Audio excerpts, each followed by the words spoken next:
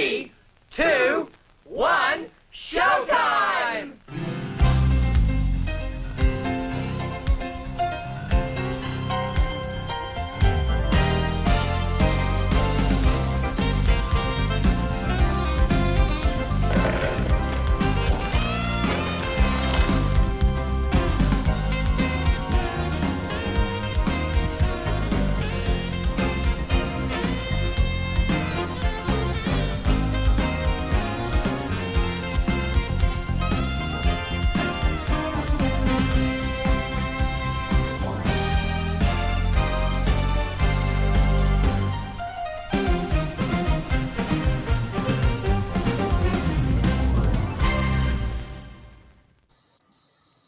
CO, hello, I am Cade, and welcome to Double Feature Movie Club.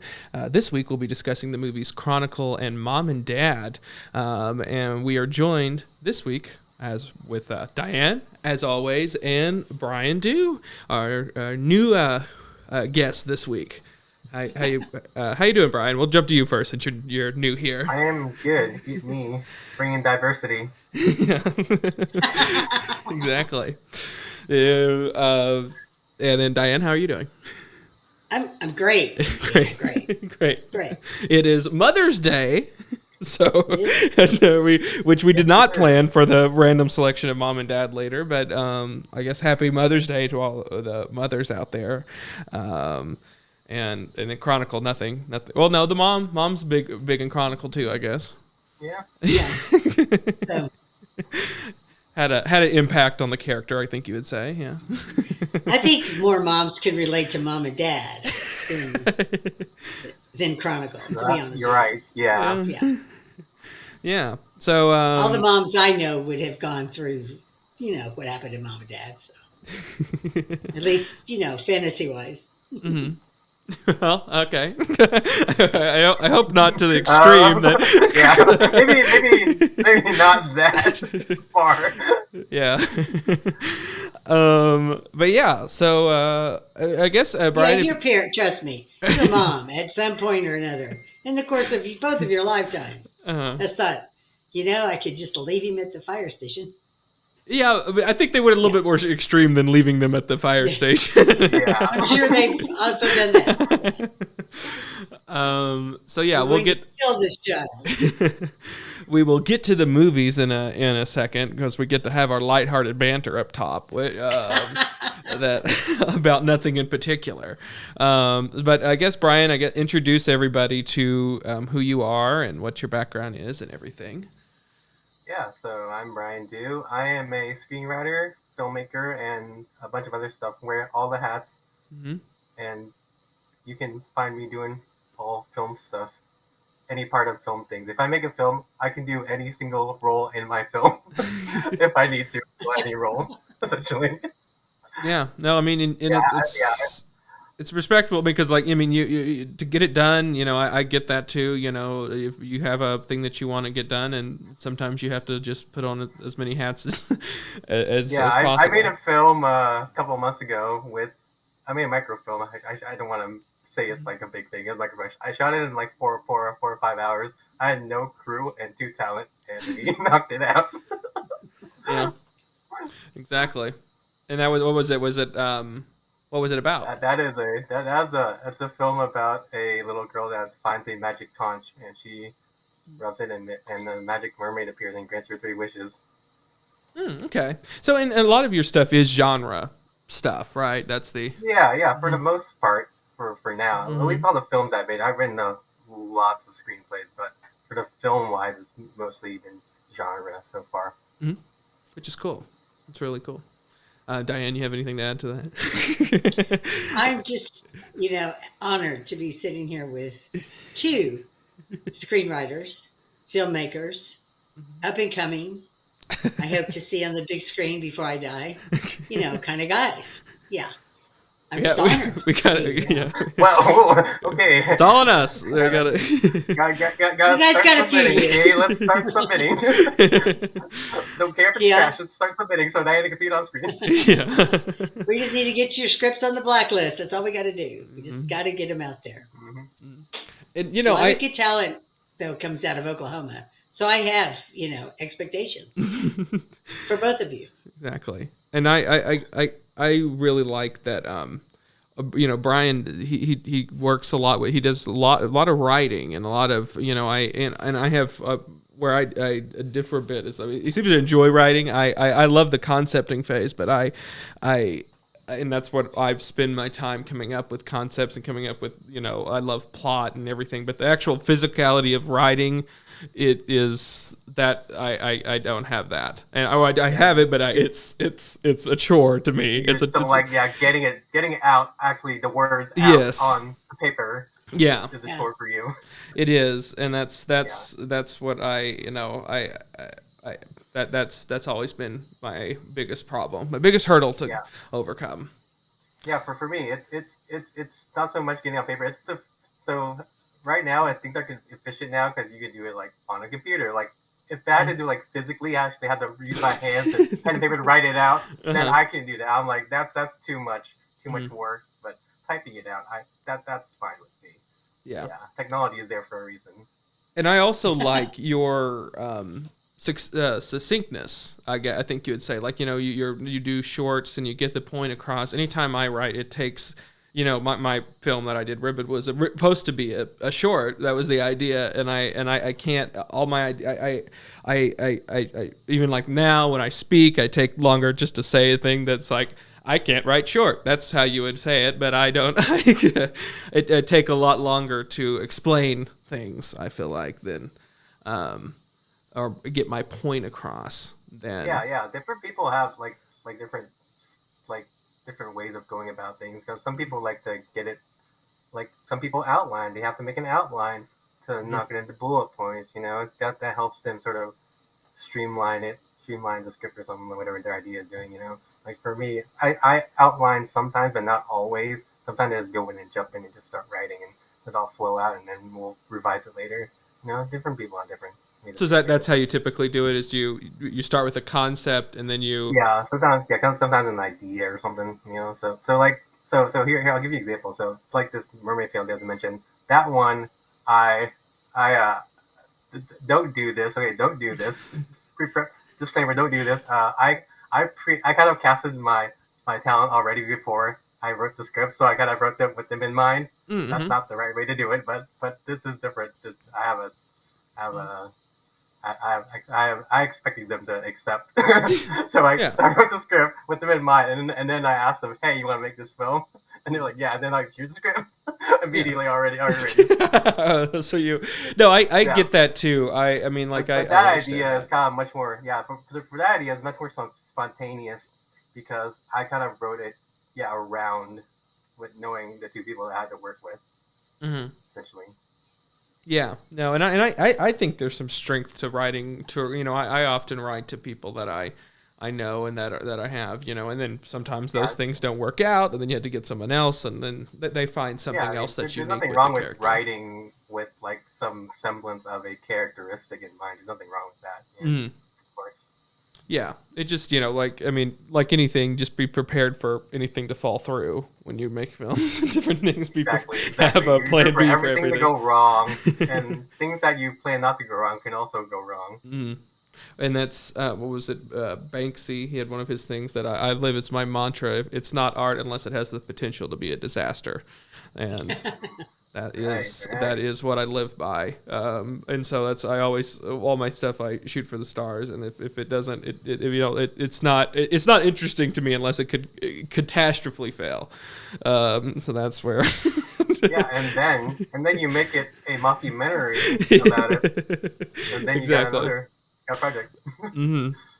Yeah, and so that's where I don't know. But I have whenever I write and come up with these things, like I have a hard time of like I can't. It's striking that perfect balance of planning it as much as you can before you write it, because I want to have a full concept, because I have to have a concept that I'm always about themes and character. That's the stuff that always interests me, is some sort of interesting theme and plot points that have purpose and all that stuff. But the in planning that out as much as you can, but then that way that, you can plant seeds and have it all make sense and everything, but then also be enough room to have spontaneity to find in writing. If you have it all planned out, I've spent so much in the head stage that I'm like, oh yeah, that's the film, and then it's not fun finding that, or then you're trying to force that story instead of finding what's actually works in the writing process, and then all the fun's out of it. And so I've had several projects where I have developed it too far in my head that I can't get it to work in that way in the writing process, or it's just not fun writing it because I've already found everything I wanted to find in my head. So there's great movies that I've fully thought out in my head, but it's just like, no, it's just not fun putting pen to paper in that sense. Yeah, I do that sometimes. Like I think you think you have a great idea, and then you kind of plot it out in your head, and then once I actually write it out, I'm like, this isn't gonna work. Yeah. Especially when you look at it, you're like, I don't have the budget to make this film. And so you always have to have that as well. On top of all of that, with where we're currently at, you have this constraints that's like, well, I have this idea, but it's not even remotely doable. Yeah, I don't got that Hollywood money. Exactly. Nope. Okay. Well, I think anything else you want to mention? And Diane, did you want to mention the play we went to this weekend? Yes, we went to NEO in Miami, Oklahoma, field trip to see my great niece Anna play Mary Ann in Gilligan's Island. The musical. At the musical at NEO. Oh, okay. Miami, and it was pretty good. I was very impressed. It was fun. Very impressed. They did a good job, and very talented, group of people there working in musical theater. And I think this is their last production this year, right? Yeah. So. Yeah, that's fantastic. Anyway, yeah, she had a great time. It's cool to see whenever like small theaters or community. I mean, this is a school theater, that they have so much talent there that's just untapped potential. And I love even going just to local plays and different things of that, just to see what talent's there and what you can see of like, that would be a great actor to pull into something. And that's me. I go to like the low key scout. I'm like yeah, exactly. Really good. I'm just gonna talk to you after. Yeah.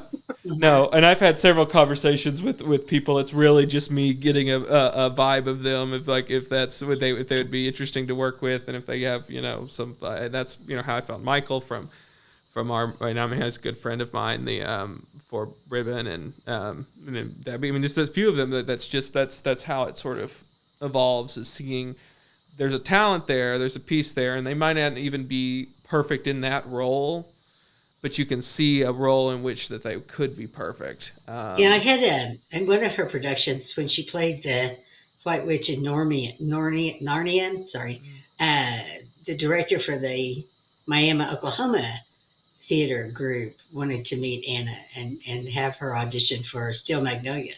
And her schedule didn't work out where she could play, but she had actually auditioned for Steel Magnolias in Claremore when they at the Robeson Pack put it on. Mm-hmm. Yeah, and she just missed. She was just a little too young at that point for it. But well, they could. We had a Steel Magnolias on RSU. I don't know if she was there at that point or if she was around, but that was that she could have probably got that one in.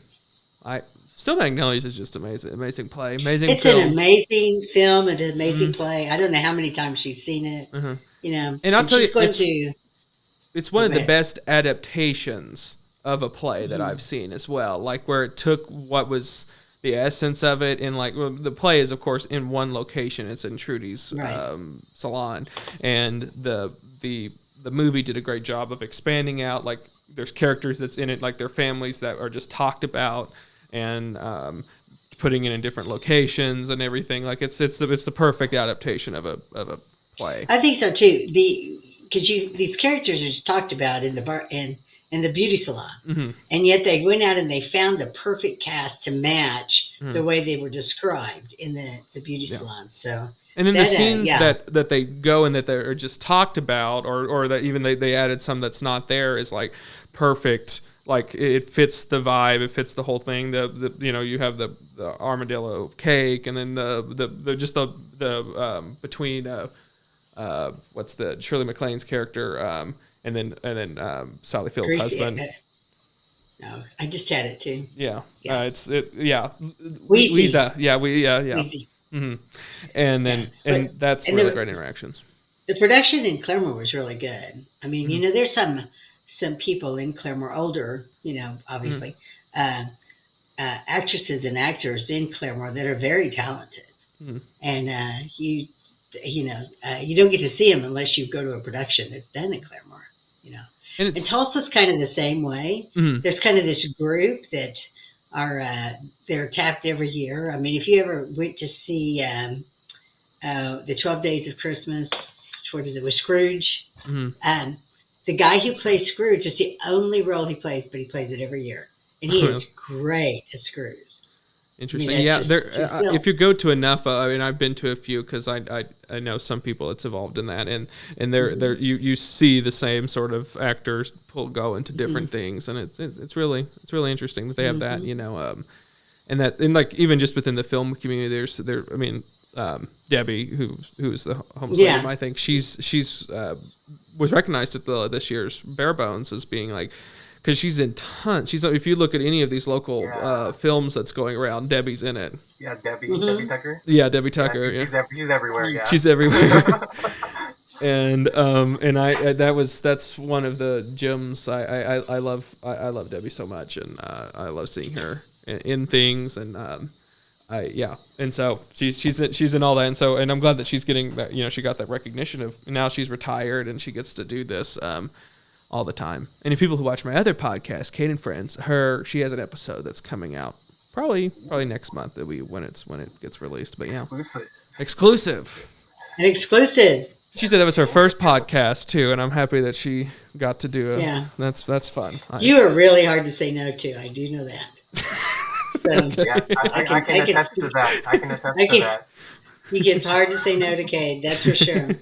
So Anna graduates next Thursday, and then she's going on to OCU in Oklahoma City. Does she have any plans to continue doing acting and theater and stuff like that? Yeah, she said her scholarship is in the theater department. Oh, wonderful. I think it's going to be interesting to see, how this goes for her. She is so dedicated to her craft and every aspect of theater, so I'm really, really happy for her. She's going to stay in Miami over the summer though and work, because they've been renovating their theater there, the backstage, the props, everything. And their theater is beautiful. Everything. By the way, and their campus is beautiful. It's all this mid-century. It's all built in the late '60s, and so they have this really interesting. I didn't know that was out there until the last time we went. But yeah, it's really beautiful campus, and the huge theater. I mean, that's a huge auditorium for a 2-year college. It's kind of a shocker that they invested all that in everything, and it's that nice. And they do 4 shows every production. They do at least 4 shows, sometimes 5. But they also audition people from local too. Like they did Annie, and they had all those kids, that were part of, that as well. So they get talent from all over northeastern Oklahoma, I want to say, at least close by. But anyway, we'll be going to Oklahoma. We'll be going to Oklahoma City next year. I'm going to make Cade go because I drag him to this stuff. I enjoy it. Keep track of local talent. Exactly. Okay, we'll jump in. I think we spent a little bit too much time at the top. It was a fun conversation. Okay, so we're going to go into our back to the show. Back to the show. Our first movie that we'll be talking about is Chronicle from 2012. I think that's what I have written down somewhere. 2012. Yes, correct. And then Diane will explain the plot, and then we'll jump in to our conversation. And this is our feature presentation.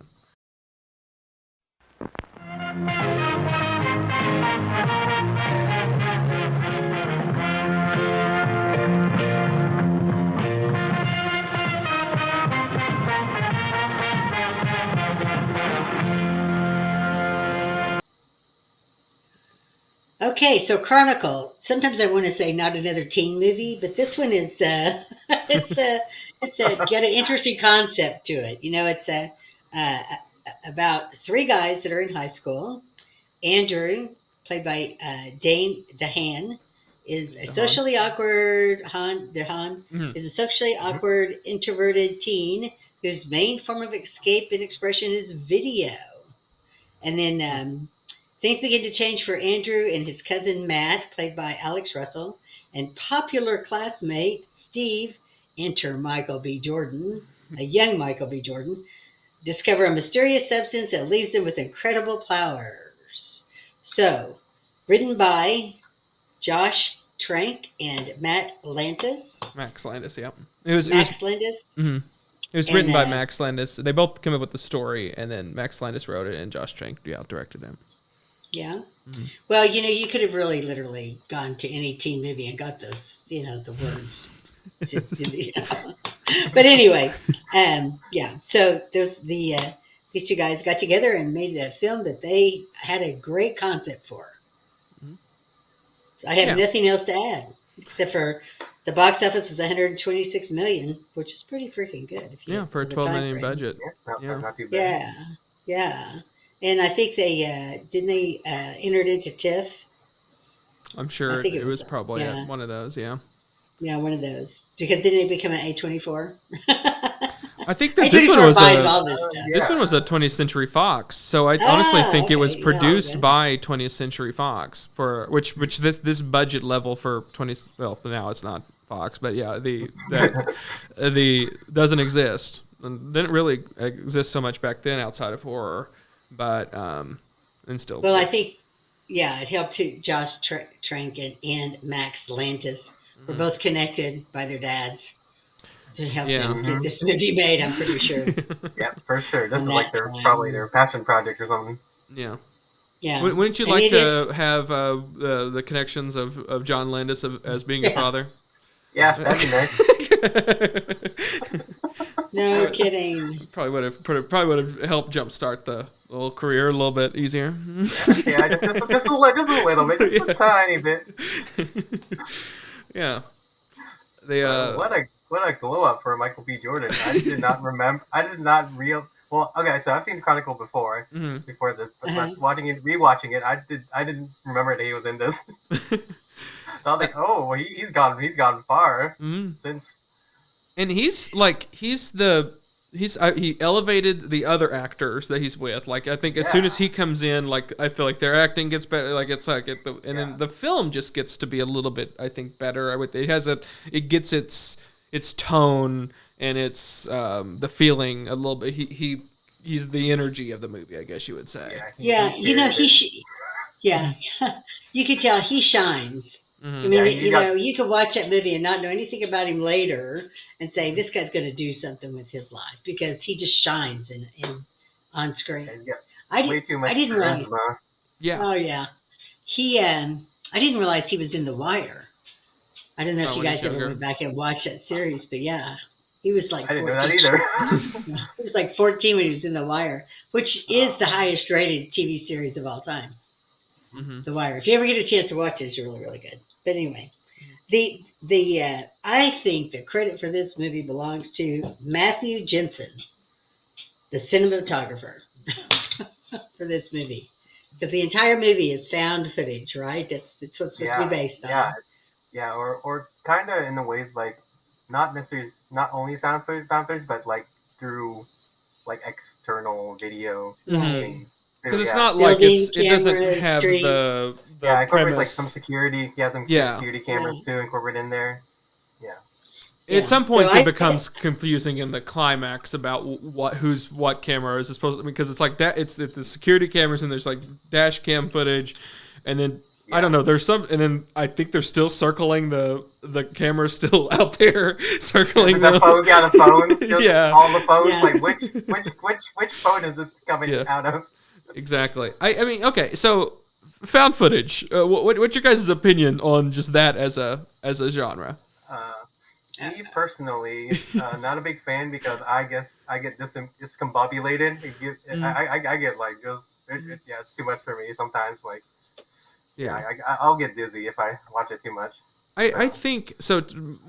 It seems like they have to bend over backwards to explain constantly why and how and then who's who's holding the camera, and it's like they're so obsessed with that. Camera? Yeah, and you constantly, because you as an audience member is constantly thinking about it because you're constantly reminded about it, and they're constantly having to be like, yeah, I'm floating this thing and I have the power to do that, and then like, oh, I got a new camera, and they're just constantly just like, I'm like, the question becomes why. That ended up being a question of, I put in this, like, you could tell this movie without that. I didn't understand why there are a few extra shots, unneeded shots of just floating the camera. It's like, okay, all right. Oh, yeah, they had to use mirrors and like just convenient mirrors that are around different places. Yeah, they just happened to be there. And then you had to come up with a reason as to why that one's like girlfriend is a vlogger, I guess. Yeah. So you have that shot of her shot. Yeah. I'm getting the perspective. Yeah. And so you could get her shots. You have to just have that be part of her character too, for even like to explain where he's gone to in this other time. So he's like, well, luckily he had a relationship with the only other person that carries a camera around everywhere they go. Yeah. Luckily. Yeah. How convenient. Get 2 friends. How convenient. Yeah. I don't know. I mean that's the one thing of I just left it being like, why, and then why, and like I don't know. It was a trope during that time, you know, and sure, yeah. And it, you know, I'm glad that's gone away, I guess. Yeah, me too. Yeah. Yeah, I have to agree with you on that. I can't do too much of that type of films. I don't mind handheld. I mean, like, and then exactly, yeah. And like that's fine. A cool thing, but and I think that it was like they did the excuse of the levitation in order to get like kind of more interesting shots at times, but it's just like just don't do the camera thing, and you can do any shot you want, you know. It's very experimental. So I'll give them that. Like they tried a bunch of stuff. Some of them worked, some of them didn't, but at least you try. Yeah, yeah, and then I mean it's also unclear, you know, typically found footage movies as to like, so they don't go too much into it, but there's an explanation of like, we found this footage and someone cobbled this together, and like how removed from the movie do you have to be? Of like, so who's putting together this footage? Yeah, who's archiving all of this? Mm-hmm.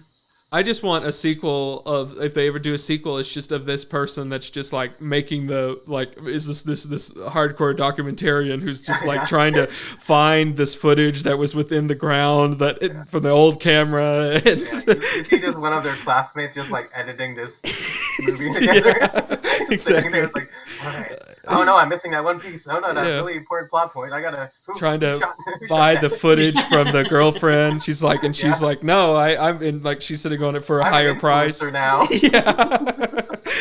You know, that was their missed opportunity. They had the vlogger. She could have been the one that put all this together. To make and maybe she was. Maybe she was. That's a fair. They fair missed thing. the opportunity to let her be the one. Yeah. Because when it got to the end of the movie, I was like, okay, then who put this shit together? Uh-huh. Exactly. You know? So yeah, that was their chance right there. Yeah. Especially going back to our early point, like with the security cams and everything, too. Like how do you get? You're getting access to that stuff at the hospital or whatever.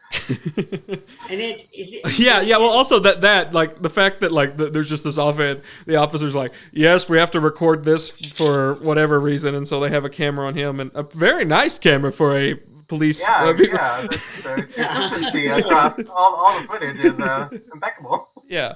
Well, like, so the opening is, he has this like they make a reference of like this 2004 camera, this older camera, and it's got a grainier thing to it. And then he immediately, once they get their powers, they get rid of the camera off screen. They, like, I guess maybe it got destroyed by the thing, but then like there's just an offhanded line when they discover they get their powers, just if anyone haven't seen it, they get their powers from some rock. I would imagine of extraterrestrial origin, or something that, like a meteor maybe. Natural. Yeah. Thing. Something. And the camera's destroyed, but before that happens, there's like the friend was like, "I'll get you a new one," and so he gets, I guess, a nicer camera that he shoots on the rest of the movie with. Even so, you get shots of the camera and other things, and it's like a Canon camcorder from 2012 or really 2011, and it's shooting this movie grade quality. But okay, whatever. So just suspension of disbelief. Yeah, and also like for me as a filmmaker, I'm like, man, they're getting really good sound. No one's running boom, but they're getting really good sound. These are coming out really clear.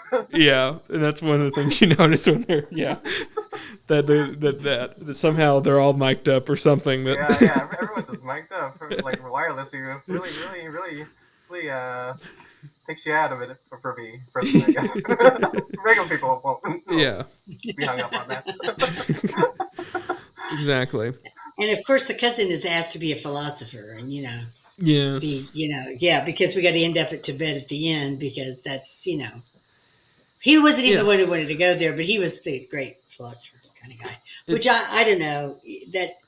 That was really contrived to me. Well, yeah, it was, and I mean, I do wonder if this would have been a franchise if they picked either of the other two actors to be the one who survives. Right. Yeah. This is back when Michael B. Jordan was not so popular. I mean, he wasn't such a big star that he couldn't. They did not have him on contract. Well, like, and then there's three. I mean, like, they picked the three characters, the least one who's least famous now. yeah, exactly. Played their cards. Didn't work. Yeah. Very similar to the Star Wars franchise, where we're like, and we're going to kill Harrison Ford and Mark Hamill. We're going to bet on Carrie Fisher. Yep. It's like, that didn't work out too well, did it? But yeah. Anyways. The guy who did survive, Russell. His last name's Russell. He is Russell. in the SWAT TV series. Oh, well, there you go. Yeah. Yeah. So he may be more popular than we know because we don't watch that TV series. Mm-hmm. Yeah. Is that one of the CBS, one of their cop procedurals? Kay, you should not have asked me that. Sorry. I'm kind of thinking maybe. Fact-checking live. Yeah, was he the lead or is he like some secondary character? I don't know. Yeah, that's a good Although question. I did watch the original SWAT movie not too long ago with Colin Farrell. Yeah, and Jeremy Renner, your favorite there, Cade. And the joke is that he's not my favorite. Okay, good to know. And he I don't dislike that you like so well. I don't dislike Jeremy Renner. I just said it's fine. I know the joke now. I'm play into it. He plays one character really, really well, and he did in that too. Yeah. He has one type, and when it's within that type, he does pretty good. Yeah. He does serviceable. Yeah, he's like Ringo in the Beatles. Yeah. You give him one role, and he plays a solid role of that role. Yeah, exactly. I was we could talk about this later. It's not that big of a deal. Well, Jeremy Renner. I don't know if you were going to change the subject from Jeremy Renner, but I wanted to mention his social media platform. Did you ever hear about all that? I heard about that. Yeah. An app. That was just solely so Jeremy Renner could talk to his fans. Is the way that I understood it. Is that like it was just like his Instagram feed, but on its own, completely solid, just app that it's its own thing, and just the hubris of that is like, okay, that's unique, and he's also one of the ones that does the band thing that he's got to do. He's got to be the singer of a band. Which was he doing that before or after he became a superstar? He certainly did it after, but I don't know if he might have started it before as well. I don't know. Side gig for him or something. Yeah, which there's a few of them that do that. Yeah, and that's the old trope that every rock star wants to be a movie star, and every movie star wants to be a rock star. Just want to be actors want to be musicians. Yeah, exactly how it is. And he made enough money to actually build his own studio and that kind of deal, right? Yeah. Mm-hmm. Yeah. He was in a TV series called The Unusuals. Who are we talking about now? Jeremy Renner. Oh, Jeremy Renner. Okay. Oh, okay. They're talking about that the guy in the movie. Yeah, and it was called The Unusuals, and it was kind of a comedy, like was it Brooklyn? The one that's 99. out now. Yeah, it's like Brooklyn Nine-Nine. only it was back in 2008 or 9, 10, and it had Amber. I don't know how to say her last name. I know what you're thinking. I know what you're thinking. I think you're thinking. Amber. Oh, okay. Tamlin? Is that her name? Yeah. Yeah, okay. I do not know who that is. That was not where I was. Tamlin? Amber Tamlin? Yeah, she's, She was in the TV show Something of Arc. It was like a Joan of Arc. Okay. Or reimagining of modern something. Yeah. Okay. Yeah. Okay, thought we was going to go a different direction there, but that's... Yeah. Me and Cade were like sweating for just a second. Real sweating. Should we talk about this? Should we go into it? Immediately change the subject? Yeah. We could get a lot more views, though, that way. True, yeah. There you go. Clickbait. Good clickbait right there. Yeah. Anyway, I watched that TV series because Adam Goldberg was in it. Do you know who Adam Goldberg is? The comedian. That sounds familiar. Yeah, Adam Goldberg. He was in the Fargo series that we watched, Cade. He played one of the assassins. Okay. Yeah. I don't. No. So it's a comedy sitcom? Well, it was a comedy sitcom. Groundbreaking. It was a cop show, but it was a comedy. Yeah. It's a comedy. Yeah, it's a comedy, situational comedy. Yeah. It was a cop show that was a comedy. Okay. Okay. Yeah, and Jeremy Renner was like the co-lead in it. So who would have known, right? Who would have known?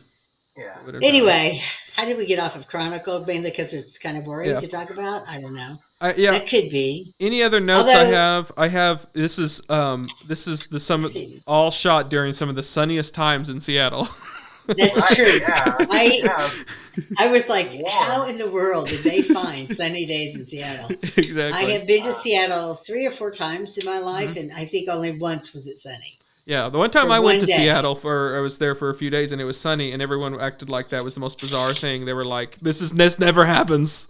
And so it was like, and it's like, I remember one of the things is like, because Mount Rainier is right there and they're like, this is one of the few days of the year that you can even see the thing. And it's just like looming over the city. Like, it's like, yeah, that's gotta be frightening that it's just there all the time and you can't see it, and then all of a sudden on a sunny day it's this giant mountain that just overlooks the city. It's got to be bizarre. Anyways, very very sunny, very beautiful. I love Seattle. It's such a beautiful place. I have beautiful pictures of that mountain from an airplane. Mm-hmm. So yes, that I took a couple of years ago. Anyway, as far as Chronicle goes, it has an 85% on Rotten Tomatoes. 7 out of 10 on IMDb.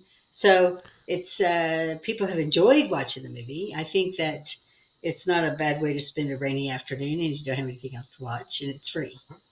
Yeah, it's free on Prime if you got Prime. Yeah. Did you? So what did you guys? Yeah. So generally, did you like it? Did you not? Were somewhere in the middle? What's your vibes with this movie? I enjoyed it just because I like superpower stuff. So for me, I probably enjoyed it more than. Or I got to remove myself, remove the filmmaker Brian out of it, and I like it. If I put the filmmaker back in, it's like okay, I can see the hang-ups. Yeah. I liked it. I'm like you. I like the superpower part of it, Brian. I like them figuring out what their next power is going to be. To me, that was the best part of the film. When they were like trying to fly, that was great. Yeah. I like the idea of them trying to test the limits of how far they can go with their powers. Yeah. When it kicks into gear, I even liked the fact that there's kind of a bait and switch of you think it's a superhero movie. It's really kind of like a supervillain origin story. Yeah. I thought that was kind of that is where you don't, because I've heard this talked about. This was big whenever I was in school, and a lot of people talked about this. And the way I've always just heard it explained by everybody is just like a found footage, low budget kind of superhero movie. And I never really heard it said that it was really from the perspective of someone who kind of goes crazy, and it's a supervillain really movie more than anything. And I found that to be very interesting and very well done, in all honesty. The one major hang up is it's very much relying on the found footage trope, and I just did not understand why. they went so hard on that. Like they went extremely well. At first I'm like, when I first thought about it, I'm like, oh, it's just, most people rely on the found footage thing as a way to have a lower quality, like they don't have the budget or whatever, like a Blair Witch situation, where it's like they can make it, or these horror movies, they can make it for a lower budget, and it's a trope that can sort of even the playing field at the time. That's like, it doesn't have to be the nicest cameras and the nicest things, and they can make it at a slower thing, and it makes it more personal or whatever. And this is like a $12 million movie, which again, low for a studio film. But they got a nice enough camera to make the whole movie with by the end of it, and so it's just like, make the whole movie like just normal. I think the idea is to make it the more personal, like a more grounded. I think that's the intention. They wanted for you to sort of relate to the main character. Yeah. But I've seen movies that that are much more personal than this, and they don't do that trope. So it's just like, I don't know. I mean, I guess also, because so it would have been like a 10-year film now. I guess it's of the time, Yeah. That's what the hot thing style of the time also. Because there was Cloverfield around the same time too? Cloverfield was 2008, I believe. I looked that up, or 2009, somewhere around there. That's the one that immediately comes to my mind of doing that sort of found footage thing. Or like a big budget. Yes. Or, I think big budget. Big budget. Yes. In between the two, as I was talking to Diane before about this, it's like the found footage genre begins with Blair Witch, and I think ends with this movie. I think this movie kind of was the last big one. And so you have peaks of like Cloverfield, and I guess like Paranormal Activity would kind of be a found footage movie. And so you have these other little pops in between, and then Paranormal Activity continued that with that trope even after it lost success and everything. But this was, I think, the last big movie. Which I'll tell you though, one that's sort of the evolution of that genre that I really liked is that this idea of this new like Screen Life films and like Searching, very good movie. That's all from the computer. It's all shown from a computer screen. Yeah. And that's interesting. I think that there's some things to do there. It hasn't taken off. Before that, there was Unfriended, I think was the horror movie that was worse than that one, but it was also from the same studio and producers.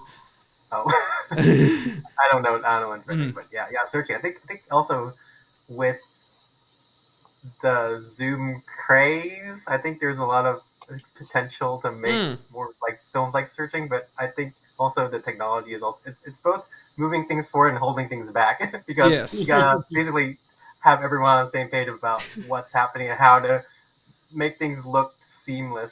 Yes, and you even have because you have to ride around areas that are like, wouldn't this be easier if it was done some other way? Like you're kind of in a box. Or you could just fake the whole thing. Yeah. Take it all in post. Yeah, and so design. It's a bizarre thing of like, because like even in that movie they have crutches of being like everything's like people just talking over FaceTime, and people are like, I'm setting up cameras for really no reason. that it's just like, so we can use it. And you practical. And so I don't know. I mean, like it at the same time, like, wouldn't it be easier just to do there's a reason that these films have been this way for a while, that it just kind of works. But I don't know. But I think Searching was sort of the best one that I've seen of doing something similar to this.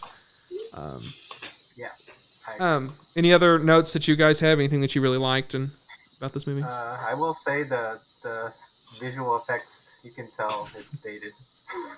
Yes. I think I've gotten much better since then. Yeah, the noticeable ones were like the baseball. The plane goes by. Well, clouds. Why did you have to CGI all the clouds? Couldn't you have just been like that whole thing when they're on the top of the building? Mm-hmm. Yeah. The one where you're just talking. Yeah. Like you get the whole thing is like green screen in the back. Yeah. So you have to add everything in post. Yeah. No, it's kind of bizarre that's though. Yeah. But That is what it is. Because at the time, that's probably the forefront of what was capable. Exactly. So, do you have anything, Diane? I was just going to say, I'm ready to rate this thing. Okay. I'm ready to talk about Mom and Dad, because to me that was the more interesting film. I did have one more note of, like, obviously, I guess Baskin-Robbins gives some money to different movies, because they appear in a few different things, and they're sitting up there on the top, and they are drinking a drink from Baskin-Robbins, which would make you think, oh, it's like a shake or something. But this was one of those weird things where it takes me out of the movie of being like, but it didn't look like that was within the straw. It was like a thin straw, and it was some sort of liquidy thing. So they just got like some soda from Baskin Robbins, and I completely boggled my mind for the viscosity of the straw, the liquid, does not fit with what Baskin Robbins has to offer. Yeah. So that I don't know. I guess they're the ones that came there. They were like, we're going to have them drinking some sort of soda. And the only people that gave them money was Baskin Robbins. And they didn't even like, okay, let's get them. But there's been a few different things. It's been I mean, obviously the Ant-Man thing, but then but like the last Ghostbusters movie, a game with Paul Rudd, there was a Baskin Robbins thing. And so I don't know. I guess that they give money to movies for the budget. Guess so. Okay, what are you going to give this, Diane? Oh, gosh. I had 2.5 soda drinks. Oh, great. Oh, wait. Well, that worked out really good then. Yep. Give me a great lead into that.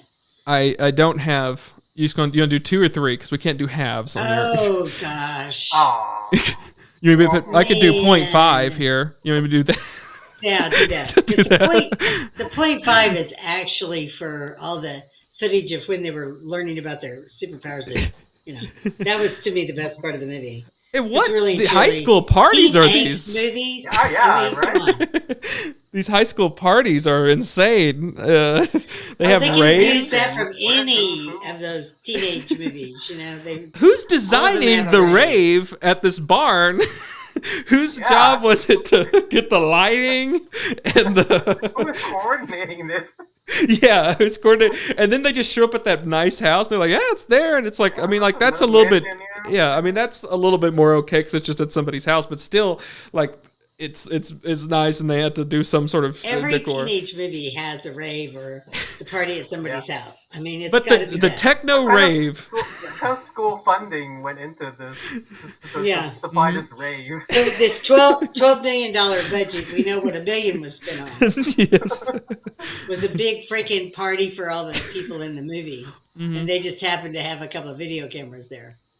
Exactly. Right. Yeah. Anyway. What are you gonna give this, Brian? I don't know what your rating is. We didn't discuss it. Sticking with the Baskin Robbins theme, I'll give it 7 out of 10 ice cream scoops.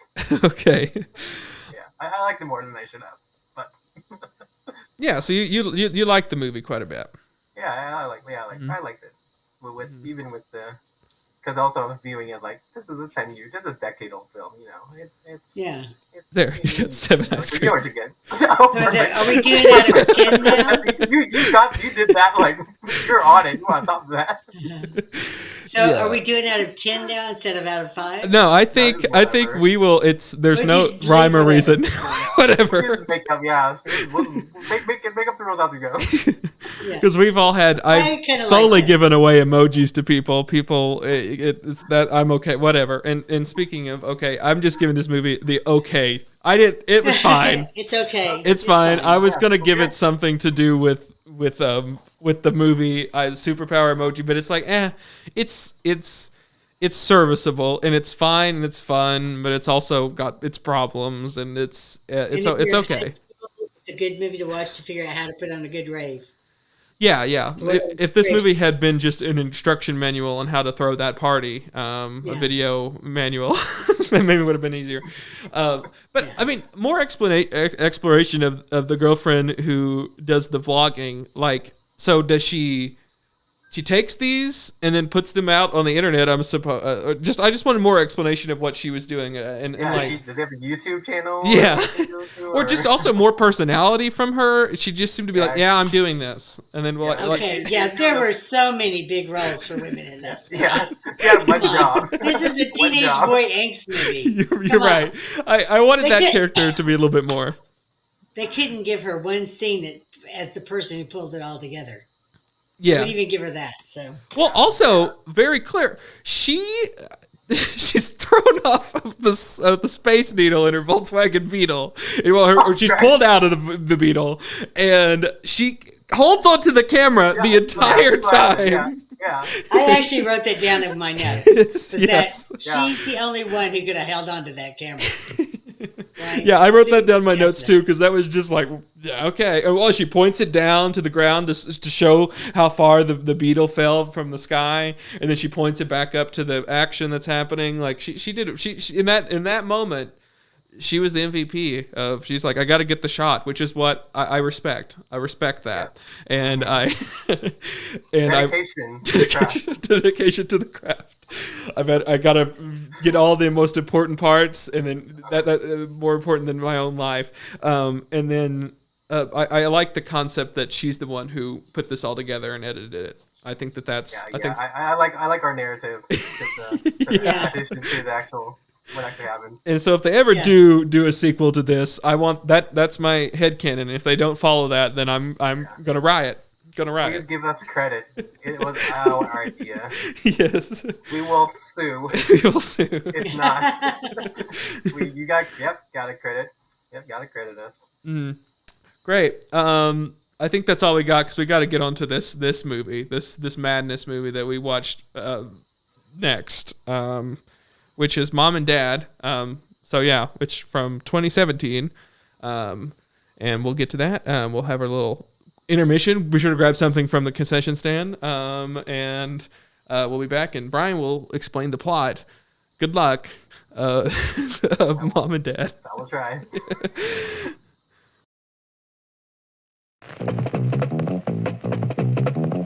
Good evening, ladies and gentlemen. It's intermission time. All these delicious treats are waiting for you at the refreshment stand. Delicious fresh popcorn, ice-cold cola, and candy you know and love. They're all ready for you now, so you won't have to miss any of the feature. Come and get them. And now, on with the show.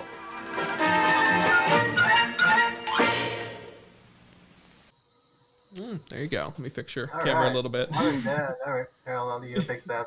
Change a little bit. All right. Yeah. Mom and Dad is about primarily this family of four: dad, mom, older sister, younger brother, and they're part of this whole town of people where mass hysteria. All the parents just start killing their kids, killing intent. So they just need to kill all their children, but only their children though. Only their children. Their specific children, yeah. Yeah, they're birthed children. Yes. And this, whenever I probably wouldn't have put this on the list had I have known that the director of this is the person who did the Crank movies and and the second Ghost Rider. Okay. That makes a lot of sense now. Yeah. And boy, I was like, this has got to be the most grotesque, over-the-top movie, just disturbing nightmare. Until I was like, I looked it up. I'm like, he's that person. Well, never mind. This is a little bit more subdued than than those. But was that the? I mean, he wrote it and directed it. So I mean, yeah. I mean, this is. Okay, well, before we jump in, love it, hate it, somewhere in between. What's your guys' feeling of this? Because I feel like you got to have a visceral feeling to this movie. I love Jack. I love Nicolas Cage when he goes full out crazy Nicolas. Yes. And he was full out crazy Nicolas Cage in this movie. Yes, he was. And when I watch movies that he's in that he doesn't get to do that, I'm a little bit disappointed. Yeah. But yeah, like Leaving Las Vegas, he gets crazy Nicolas Cage. Yeah. And this movie you get full blown crazy Nicolas Cage. And Yes. didn't you love the scene with his wonderful car and how he kills his parents with it?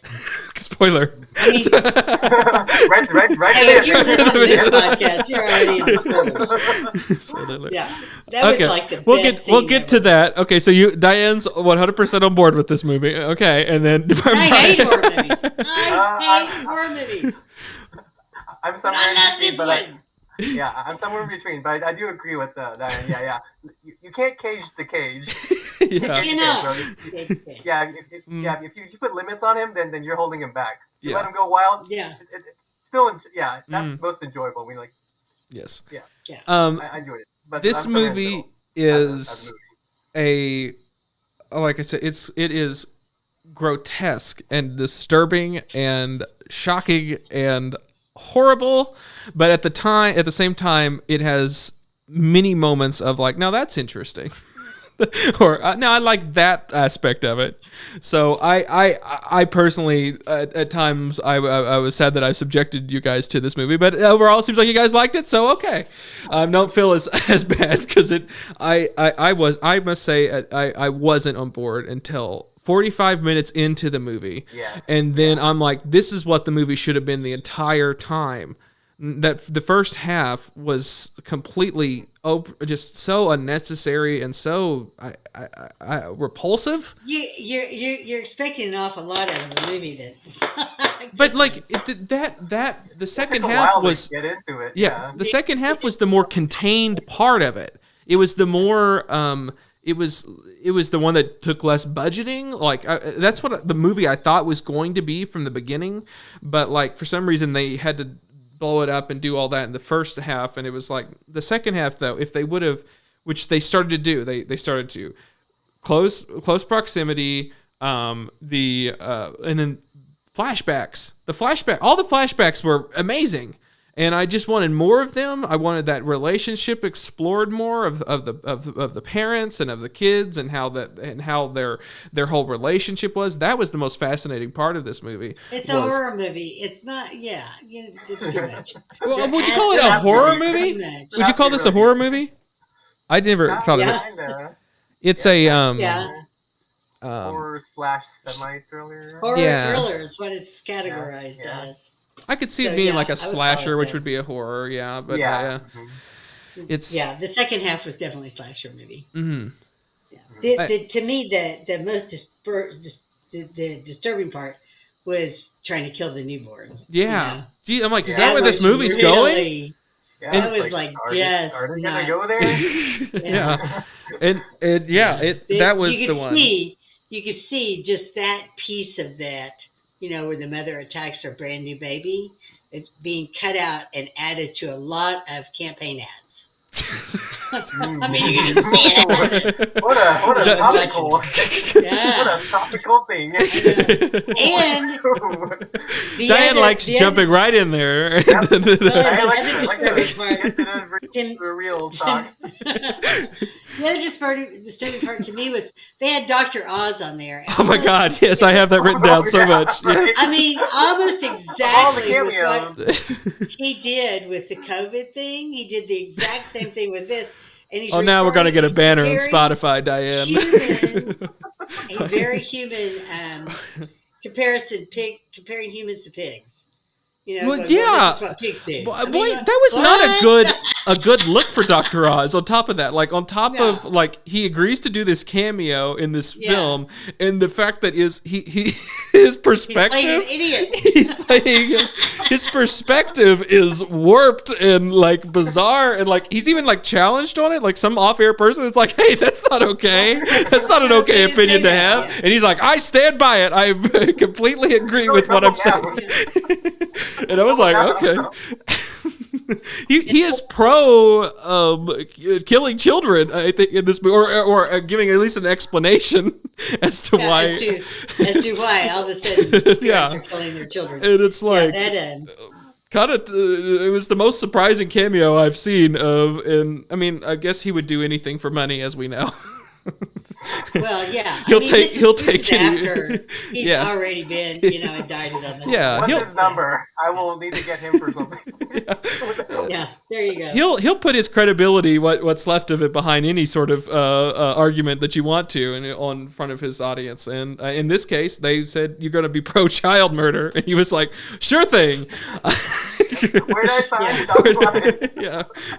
I can absolutely do that. Yeah. To me, those are the two most disturbing aspects of it. The rest of it was just, the gross aspects of just killing, Which one was it that got the clothes hanger through the cheek? That was a good one.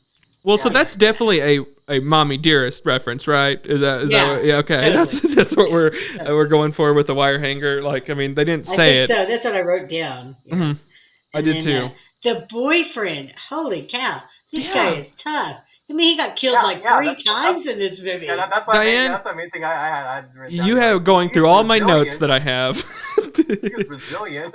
He will not go down. I know. And also, like, not okay. That's where my angle is like, why they should have been giving all this to the boyfriend to get, like, he got hurt like too much. Like, they went over the line of being like, everyone seems to get hurt, but like, leave the guy alone after a bit. It's almost kind of like sadistic at a certain point. It's not his fault that, once again, a teenage girl fails to recognize the actual situation she's in and fails to do the right thing. No, instead of running out of the house and getting the hell away from her parents, she goes down to the basement. Where there's no way out. So the that was the initial plan, right? Was to get the brother, get the brother and get out of the house. Yeah, with their boyfriend. That's the plan they had. And then, but it's foiled by, I think, what the little brother, he's like scared and wants to stay or whatever, and so she can't get him out. I don't care. Pick the son of a bitch up and carry him the hell out of there. Give me a break. You're giving this child. He doesn't know, so he wants to get the dad, and that's the part where they turn and they're like, oh. And so, what was the point of? So why did they? I don't guess I remember why they went into the basement instead of walking out the front door. I don't remember where that, because they're kind of nearby each other. It's just the plot. Okay, I didn't remember. The front door was not nearby. The basement was closer. Yeah, the basement was closer, but it was also just like around the corner. Yeah, I assumed that there was some sort of plot. You wouldn't get to see 3 weeks ago when Nick went Cage on Cage. So, okay. That was 45 minutes into the movie. I wrote that down. So before this, I have three notes. For the first 40, this is a 1.5 hour movie, so this is halfway point, the midpoint. I have 3 notes before the midpoint. That is just like, these close-ups are unnerving. So that was my first note of this. And then I said, I like the shots of suburbia. I like the way they shot all the houses and all that. I thought that was really cool. That was the first probably the only aesthetic choice that I liked about the movie. But it got its point. I think the point was to be unnerving and grotesque. And then the third one, I have Dr. Oz. Yeah. And then... 3 weeks ago, 45 minutes into the movie, I say 3 weeks ago, that's the first interesting thing in this movie, I felt like. I thought the parents at the school was really interesting because, I don't know, you guys work. I don't. Just so you're aware that I don't work. And so whenever there's a school shooting, this is the first thing they show are all the parents going to the school. And then it was like, this is exactly what this would look like. And all the parents are rushing to the school to get their kids out because their kids are under fire and we've got to get our children. And this is what it looks like. But this is not what they're really there for. So, that but like, to me was really, that was good. But would the police have like barricaded that's where the logic of that was where it kind of. Yeah, they barricade around those schools big time whenever there's an active shooter. But why wouldn't they just line up and wait? They would like keep them in the school though instead of like let them out. No. I know, that's what was so good about it. I mean, I thought I was confused by the thing, and then also the turn of like, so then they realize that these people are trying to attack the kids, right? Is like the turning point was very confusing to me. Of like, and then like they start like there's the one that's going after the one. There's the two most confusing parts of the thing was that, and then the fact of like, are the people that are appearing on TV, they don't have kids? Is that what we're supposed to believe? And like these people who are like talking on TV and that are, or that are these police officers that are trying to protect them? Because everybody else seems to turn and be like, I got to go to my kids. So all the people that are just normal people in the world, we're supposed to, I guess, believe that they don't have kids, right? Is that what I'm supposed to believe? Yeah, that's Okay. how I took Yeah, I it. guess the people that don't Which have is kids are very unaffected. possible. But like, and so that was just wanting that sort of explanation. And then also of like, yeah, not until the very end of the movie do we get the exploration of like grandparents or people that have adult children. That's not really explored until like and it's just only Nick Cage's grandparents. But Well, that's supposed to be the only family we really care about. yeah, mean, but for the very wouldn't you have beginning, liked to that's have seen old established. people? Then it More grandparents like Yeah. yeah, Yeah. taking out their kids. Yeah, I would have been much more okay with that, like the elderly coming out and like killing adult children. That would have seemed to be a little bit more appropriate. Yeah, you think so? I loved the lady walking down the street pushing the stroller. And So just that was pushing her- stroller out in front of a. Multiple In ways front that of she the could car. have killed the child. She decides to go with She was like, pulling I'll and let waiting you till do a it. car passes by. yeah. But yeah, You needed to have that shot though. you're right. It was a You good. need to have It was a that good shot. shot. I would love for somebody that has children to watch this movie and tell me how many of these things have actually crossed their mind. That's what I want to know. That's what I want to know. How long is No, your okay. list? I have to tell you, the little boy was my least favorite character, especially after he put the dead thing in the back of his dad's car. So what was an that? idiot. What was Yeah, that? they never showed. Yeah, they never showed what. That was what one of the actually confusing parts too. Was that Yeah. like he killed a It's- thing, or what did he kill? Did we? It Yeah, was we never dying really- when he picked it up. This helps when you keep the closed caption on. It kind of gives you more explanation. Oh, So really? yeah, so it was dying whenever he puts it in the box. What And box? it was I guess I missed mewing. this plot point completely. So after there is a part where he has a box and he keeps bringing like cereal, like feed whatever's in the box, and he's hiding it in the dad's car. Oh, okay. I guess I missed that part The, because the bird I- had yeah. attacked whatever it was and Yeah. was pecking at it. And in the closed caption, it tells you that the animal is mewing like a kitten. Huh. Okay, so you don't hear it. I never heard it actually on screen, but it Yeah. explained it in the closed captioning, and it was still doing it when the kid puts it in a box and then puts it in the back seat of his dad's car. Which okay, right then and there, I hated that kid from then on. No wonder his parents wanted to kill him. I don't blame him. Yeah. I would too. Justified. My favorite character. Though, and the was- daughter steals money to get Yeah, I know. drugs. They Yeah, both- yeah. They Yeah. deserve it. Yeah. No likable. His parents are totally justified in this. My favorite character though was Sunny. Is that how you say her name? She was the housekeeper, maid. Yes. Uh-huh. That they're all like dismissive of and all that stuff. And when they come around that corner and she's got that mop full of blood, oh, it's great. I mean, Well, she got rid of the body, I guess. Yeah, Well, I guess, because mom. yeah, later on. Checks in the bid, everything. Oh, okay. Yeah. later on, Selma walks by it. Well, yeah. The morality of this movie is questionable, I think, to say the least.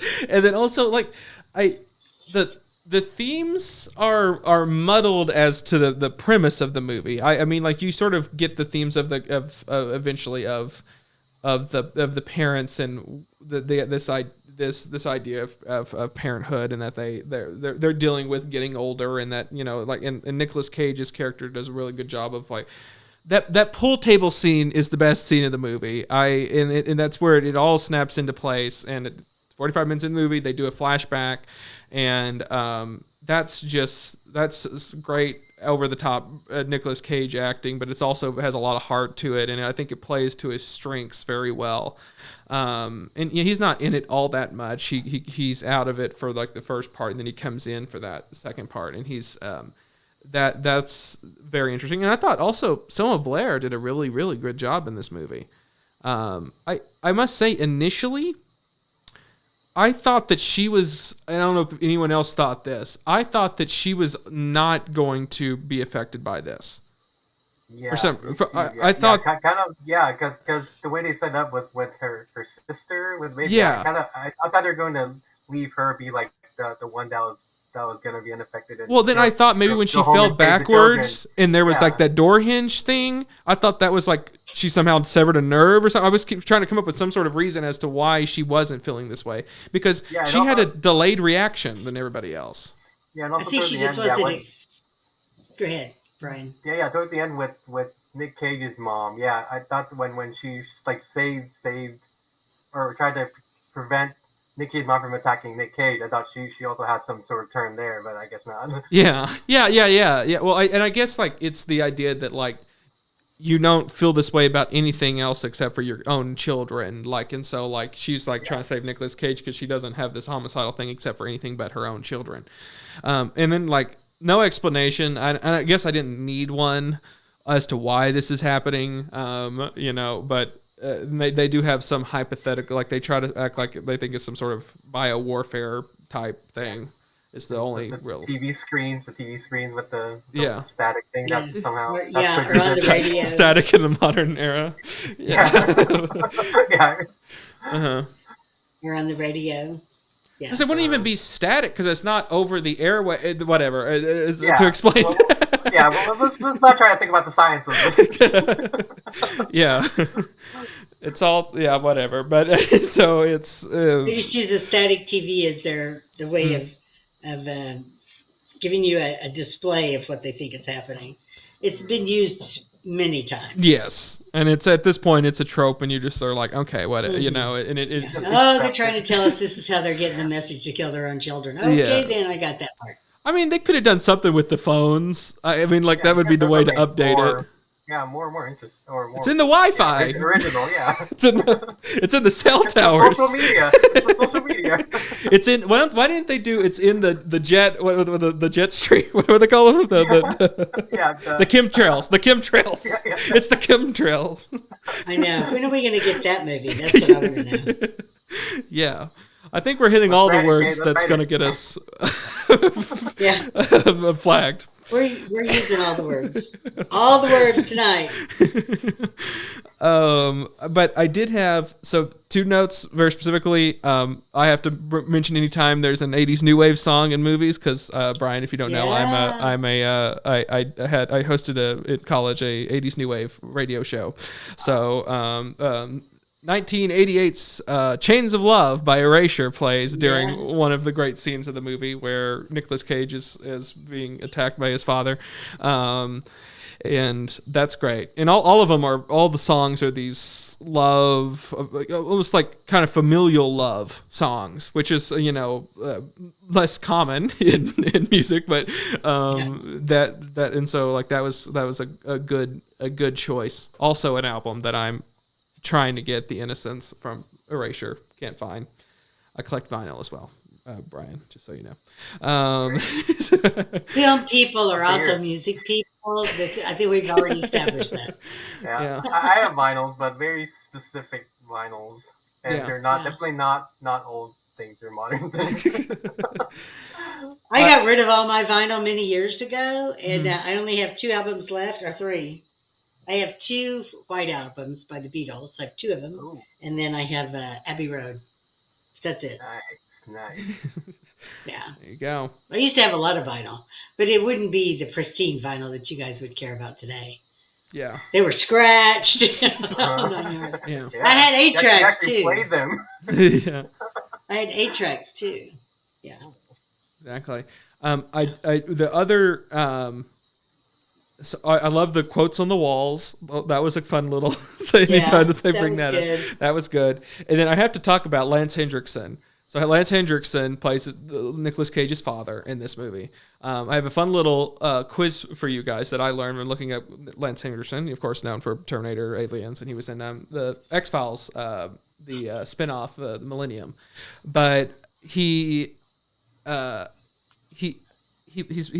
in a few movies. How many movies do you think that Lance Hendrickson has appeared in? You think Nicolas Cage has been in a lot of movies, of course. Lance Hendrickson's been in a few. In the 2020s, what do you think he's been in, Diane? How many movies? Shouldn't be that much. We have 2 years here. Just in the 2020s? Yeah, don't be looking it up, Diane. I think that you might be trying to cheat I'm here. looking as fast as I can. Don't look it up. Don't look it up. We're trying to play a game here. That's okay. Since 2020 or like Since 2020, 2021, 2022, all the movies that's been released that has Lance Hendrickson in it. Not that much. I will say 20. 20. Wow. 20. That's pretty excessive. Yeah, just throwing out random numbers. So you set it up with Nick Cage thing. Yes. So I'm thinking it's a little higher. So, you have to think, not too many movies have been released during the 2020s for obviously for different reasons. Yeah. He was in 11 movies in the 2020s. Oh, pretty wow. 11 movies. In the 2010s, Lance Hendrickson has appeared was in 47 movies. Wow. Ooh. So he's brought into he's the big name in some of these asylum movies is how he gets paid. So he'll be in monsters from the Gulf or whatever they're going to call these knockoff films. Holy cow. As an actor, he has 264 credits. Whoa. And you don't see that. Yeah.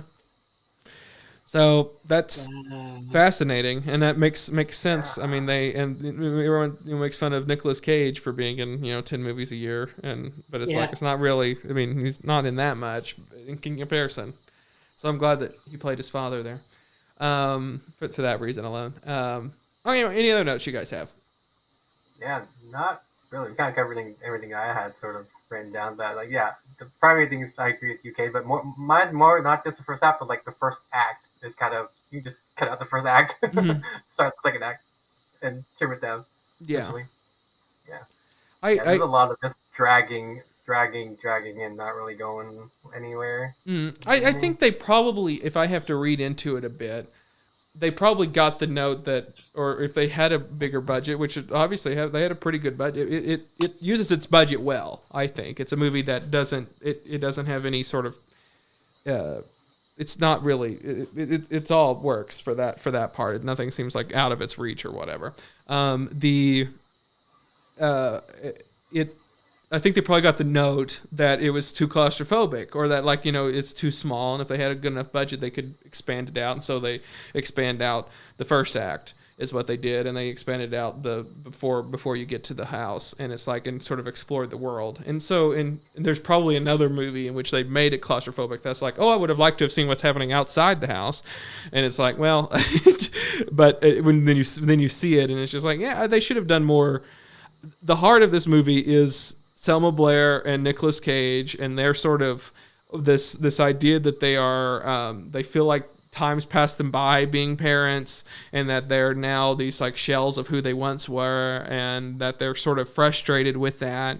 And in this case, they're taking it out on their kids, which is outside of their control. But I really liked that, and I think dealing with that, having more flashbacks, even going flashbacks to his own parents would have been cool, and how he was raised, and how you got glimpses of that, and just building that out a little bit more would have been a more interesting film to me. And still, you still could have done all the campy. I mean, the best parts, you had all that action stuff, but nothing beats Nicolas Cage saying "Sawzall, it saws all." That's what you pay for. You go into it and you're like, that's what I want. Yes. You can do whatever action scene you want, but just Nicolas Cage being a maniac is worth more than any action sequence, I think. Yeah. Oh yeah. That's what you're selling it for in the movie. Yeah. You're selling that. Nick Cage being Nick Cage. Yeah. I don't know. But also Selma Blair. She did a really good job. Yeah, solid. Mm-hmm. Diane, any other things before we rate this? I don't think so. I think we've covered it all. Okay. I liked it, but for Nick more than anything. Yeah, if you're a Nick Cage lover, well worth it. The crazy Nick. The crazy The name. uncaged cage. Yes. Right? Is that what you said, Brian? Yeah. Yep. You can't cage the cage. That's right. Cage. That was one of my biggest complaints of that new and the Massive Talent is that I wanted a third act. I've seen that, yeah. I wanted a third act where he went insane, and they didn't really. They kind of felt like they held back a little bit, and that's where my problem was. Okay, Brian, what are you going to give this movie? I give it. Can't think of what I got my number, but I think that what's something clever to. Okay. Let's do 6 out of 10 non-dead babies.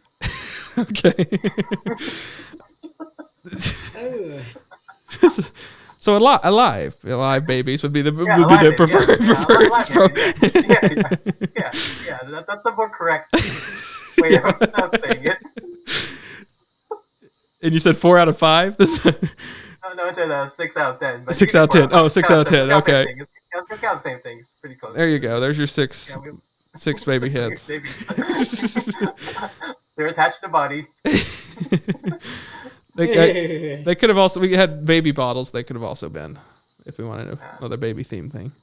I'm gonna give it. I'm gonna go before you, Diane. I'm giving it just a little blue car. A little blue car. That's I all. like that. Because that car sequence was pretty cool, and the fact that they built that up and that in the flashback, I really like the use of flashbacks in the second half of where they would cut in and they would come in, and I really liked that, and I liked. The flashback really helped set up set things up. Yeah, which they should have done from the beginning. Yes, and so where you. The whole what the car meant to, because he's about to wham the car, and so you have this dramatic tension that's really funny and really good. It was like him telling his own son, like, this car means so much to me, and this is what it means, and that was great. That was great. Okay, Diane, what are you gonna give it? I was looking for strollers because I'd never looked for strollers, but. Mm-hmm. I would give it 3 strollers for sure. Okay. But I don't know if we have strollers. We do, like I said, we have a baby bottle. I don't know if we have strollers. No, if we don't, then give it 3 pigs. 3 pigs? Yeah. Okay. So we have a pig face with a pig body. That'll be good. We have a whole pig body, and then we also have pig noses. So, the pig body would be the best. So pigs got quite a bit of representation on the emoji. Pig noses are really great. Yeah, you're right. You're right. Diane's getting out of her little box that she had before, where she only had drinks, which is what I was trying to give her baby bottles to. Okay. So she's. That whole scene with the baby, I've been trying to forget. I don't even want to think about that.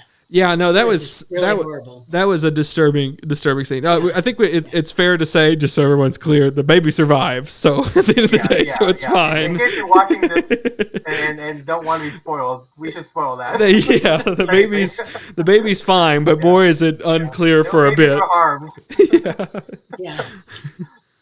Yeah. So. Yeah. Okay. Post-birth bonding moment that they have between the mom and the baby didn't go so well. Let's just put it that way. Yeah. That is very. Yeah. that scene happened, and I'm going with Dr. Oz and the pigs. Yeah. Dr. Oz and the pigs. Yeah. Dr. Oz, man. It also works from the Nicolas Cage perspective of Pig. That's his most celebrated. Which that's a subdued Nicolas Cage that 100% works. That performance is extraordinary. Very different movie. Very different movie. Very, very, very different. Okay. So we will head into, unless anyone has anything else to say about this, I think we've wrapped it up. We've exhausted that. Overall, I mean, would you recommend either one of these movies, both of them? What? Yeah. I recommend both, especially if you like Nick Cage, definitely the second one. Mm-hmm. Yeah, definitely the second one for Nick Cage. And for teenagers, Chronicle is like a teenage movie, so. Yeah. Yeah, I think it speaks to that age group really age, well. Yeah. Mm-hmm. And then the people that I know that love the whole superpower genre, which like you were talking about, Brian, I think that's to me that was the best part. So, yeah, that's why I already seen this before because that's what made me want to Yes, go yeah. beforehand already when it actually came out. Yeah, no, I agree. And I don't know. I mean, you have to know. I mean, like the. I don't know. Would I recommend? I mean, Chronicle. It's free on Amazon. If you've got Amazon, watch it. It's a serviceable movie, I think, and it's got some interesting things going on. And it's free. And it's free. It's free. Watch it. Yeah. And then Mom and Dad had to rent. So there was a little bit of that's on it. Yeah, I wouldn't pay money for it. Yeah, but I could have got 3 months of stars for the for the amount of that I. Yeah. So if you want stars, and I don't know, I didn't do it, but I'm like I should have at the rate because it would have been the same price just to get stars for 3 months. And you could watch Outlander. Yeah. So if you have stars, then I guess watch it. No harm there. I think you got to know going in. It's a strong movie, and I got to give it credit for that. I guess like if I had to say like something like mainstream it's similar to, and that's maybe like a Kingsman, but it's even more than that. This is more grotesque than Kingsman is, and I found Kingsman the first one to be grotesque. So I don't know. I'm not a prude by any means, but I felt like this crossed several lines that I was not okay with. But at the same time, I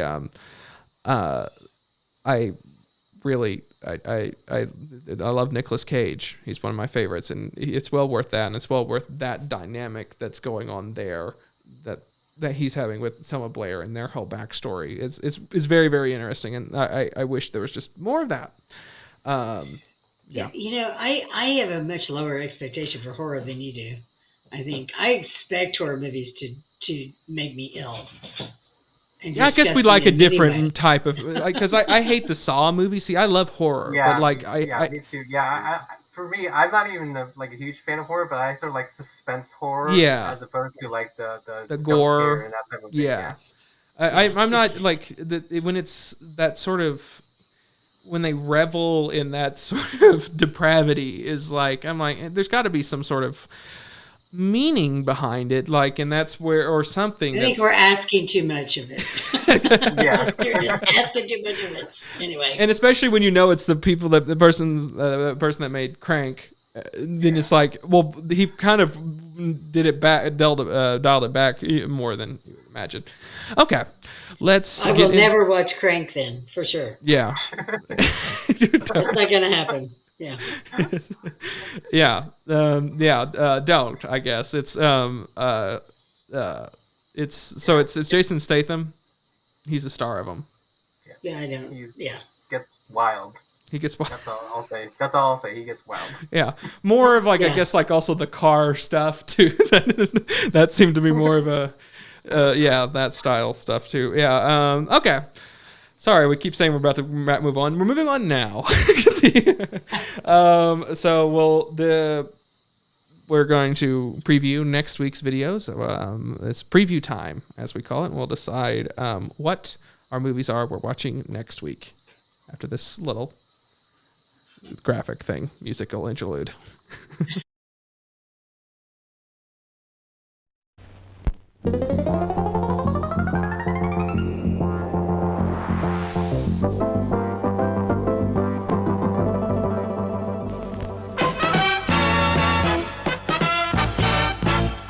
And now, preview time.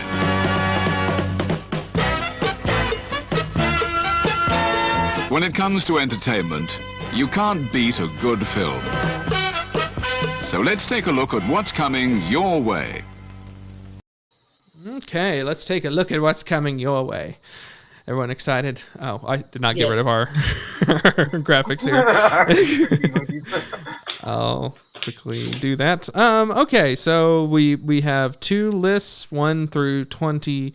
Diane, if you want to give me your number. 11. Please, no horror. Oh my God, this wasn't even planned. It's both. It's horror, and it's and it's also Nicolas Cage. Oh. It is Mandy. We're doing Mandy next week. So yeah. Okay. I know nothing about this movie. This is supposed to be full Nick Cage. You played yourself. Oh God! What have I done? You've not said anything. This is so. Have you ever seen Mandy, Brian? No. I haven't ever seen Mandy. That's why it's on the list. I've heard so many good things about it. This is supposed to be the full Nick Cage movie. So Okay. I might have to see it on the side. yeah, exactly. Okay, Brian. Also choose one between 1 and 20. It's different list. So let's just do it. Let's make it round. Let's do 7. 7. Okay. Much different movie. I think it's supposed to be kind of a comedy. It's a biopic thing. It's called The End of the Tour, and I believe you got Jace. What's the name? Jason Segel. Is that his name? And then it's about what's that guy's name? I probably should have. I'm looking it up now. Jason Segel from How I Met Your Mother. Yes, he's in. He's the guy. Forgetting Sarah Marshall. Yeah, I know that guy. So he's playing David Foster Wallace, which that's an interesting sort of stretch. And then it's also Jesse Eisenberg. It's them too. And they call it it's a drama film. So maybe it's not a comedy. I'm sorry. It's got a Danny Elfman score though. So. Oh well. Okay. Mm-hmm. Which he did Doctor Strange, and I'll tell you, very, very good score. Which I mean, he not a shock. He's for 80s new wave listeners. He's he did Oingo Boingo. But I was going to mention that last time. I did for Mom and Dad. Love the music. It was a very inspired music choices in Mom and Dad. Really did like that element of it quite a bit. It added to the sort of franticness, and it was different punctuations. It was a really cool score. And also in use of actual music. Okay, so that is our 2 films. They were, for everyone that doesn't remember, it's Mandy and The End of the Tour. I don't know what Mandy's on. End of the Tour is on Showtime, Diane. So Diane's going to get Showtime by the end of this. I'm going to have to. Every single movie that Cade has on Showtime. Terrible. And I'm kind of surprised. Things on DVD. I'm surprised by how big the Showtime catalog is. That's what we've been surprised by. But when you get your list from Showtime. Okay, so going back a little bit, another thing I forgot to mention in Mom and Dad, they were watching a TV on a DVD player. They are? Yeah. Okay. A TV on a... They're watching like the news on a DVD player. Oh. Yeah. I don't remember that. But yeah, there was a few different like weird things that or the family when they're at home. Okay. Yeah. Interesting. I did there was times that the video was like there was off camera, and they because like obviously a lot of that stuff was added later, but one of the ones that I was like this movie was had a Chekhov's margarita blender that never went off. Never. Right, yeah, I was expecting once she stuck her finger in, I was like, there it goes, it's gone. And then it didn't happen, and then it's like, well, it's going to come back later, right? Someone's going to have to use the blender. Someone's going to stick something in there. Yeah. Nope. They teased us with that, and didn't happen. Hand in the blender didn't happen. Diane, are you sad? No. If it had, I would close my eyes. I said, I am not going to watch this. This is not right. Mm-hmm. Not right at all. This is horror. I can't take it. It looks like the Nicolas Cage movie isn't horror as much as just him kicking a lot of butt. I didn't want to say ass because I wasn't sure if I'd get you in trouble or not. But well, you already just said it. So. I don't know. Said it anyways. Yeah. Took it both ways. We'll see. Okay. That's right. Just in case. Just in case it didn't. You're gonna... Just in case Who was that you were talking about that did the the Crank movies? Whoever directed that, I don't know what his name was. Jason or no, the actor. Oh, Jason Statham. Yeah, he does a lot of that too. Jason Statham movies. Yes, he does. Yeah, he got sound of an action star. Although I love that movie that he did with Melissa about the spies.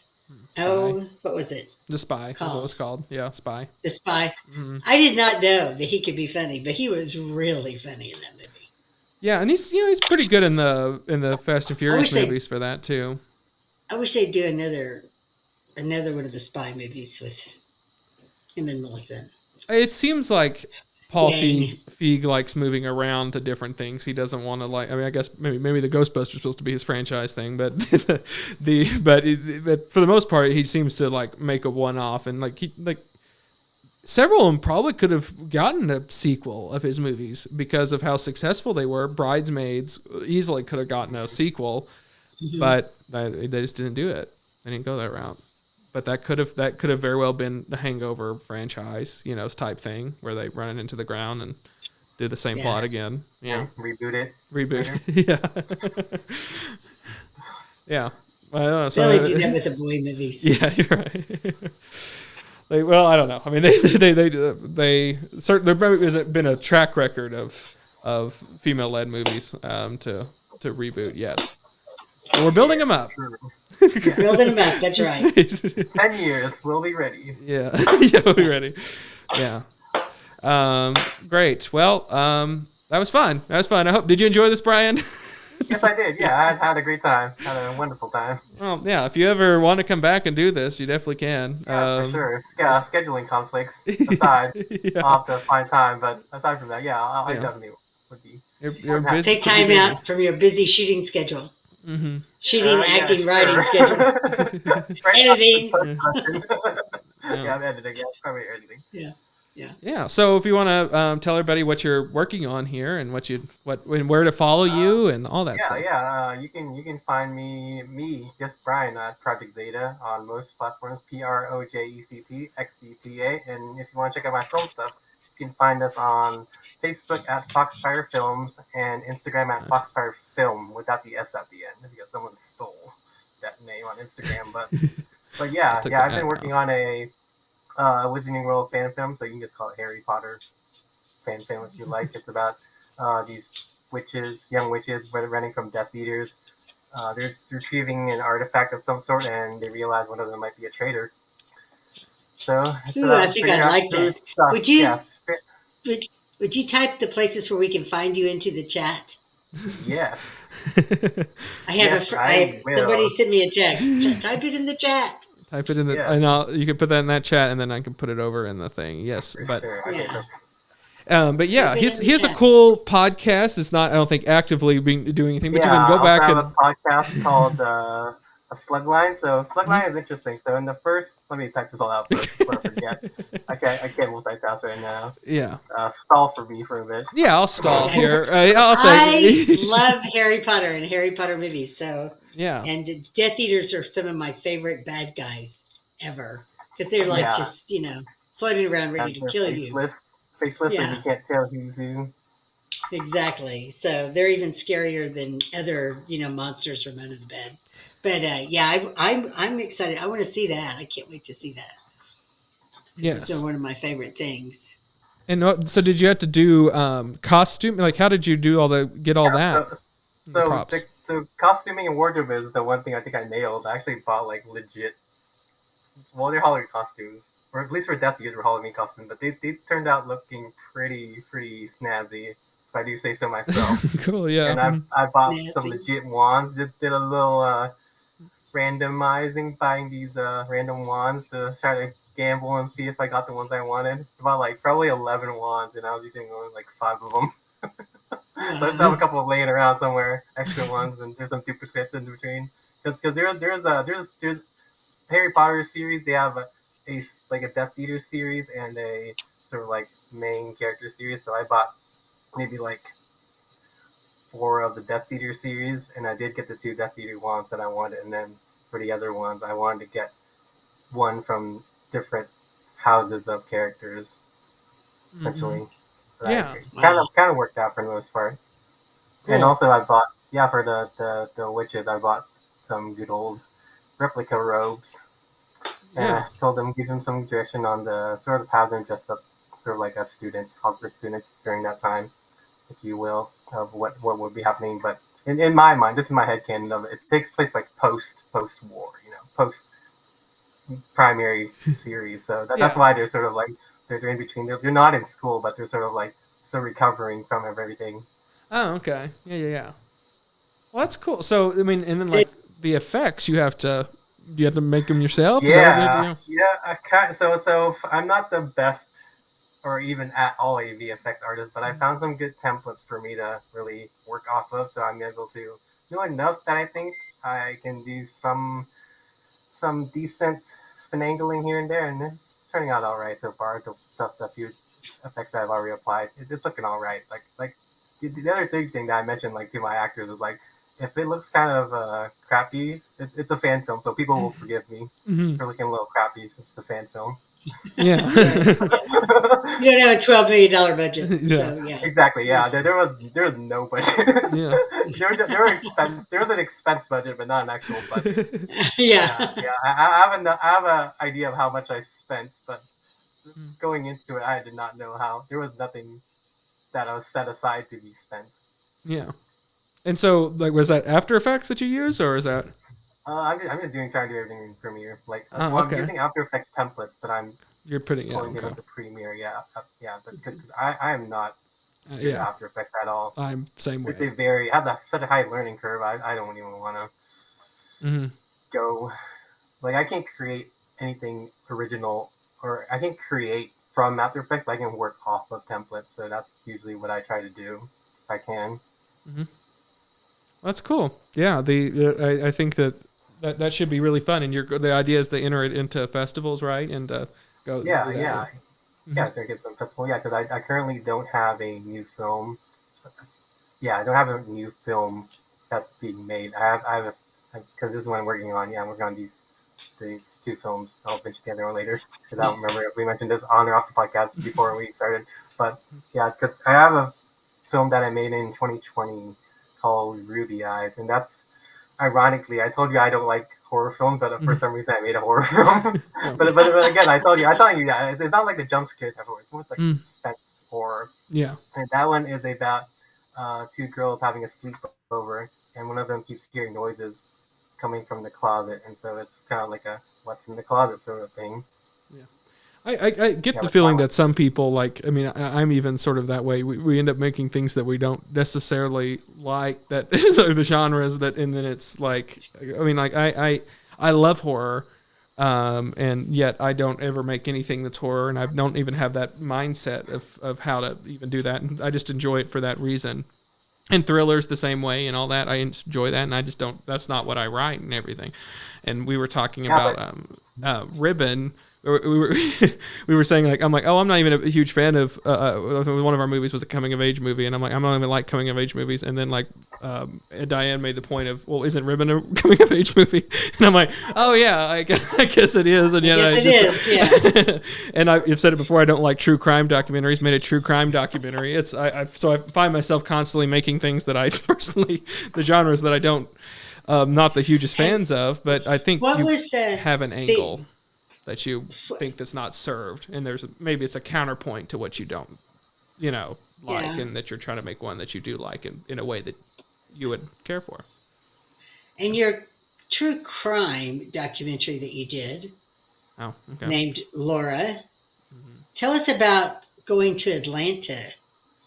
Ooh. I don't think we've ever talked about this. Oh, okay. Okay. Well, so Laura was invited to the first true crime film festival in the United States, and it's out in Atlanta, and that was, we've hinted at it a few different times, but yeah, that was a few months back now, and it got invited to play, and it ended up winning Best Feature there at the event. Congrats. Thank you.